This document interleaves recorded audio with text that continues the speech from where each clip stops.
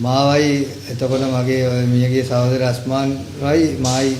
අස්මාන එක සෙල් එකේ හිටියේ අස්මාන්ව මරණවමයි කියලා තිබ්බ කඩලා බන්ධනාගාරයේ චීෆ් ජේලා මහත්තයා ඇතුළු තවත් ඇඳුම්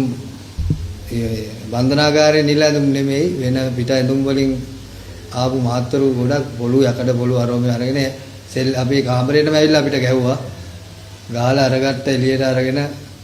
නම් කීකේ අපේ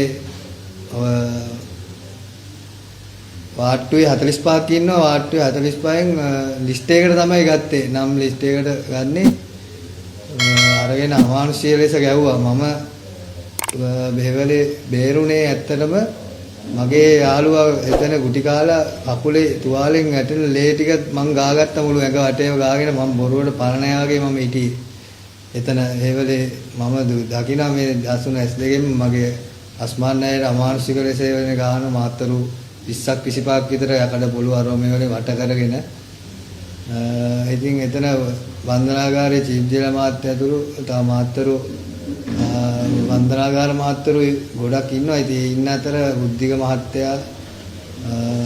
රණසිංහ මහත්තයා ඇතුළු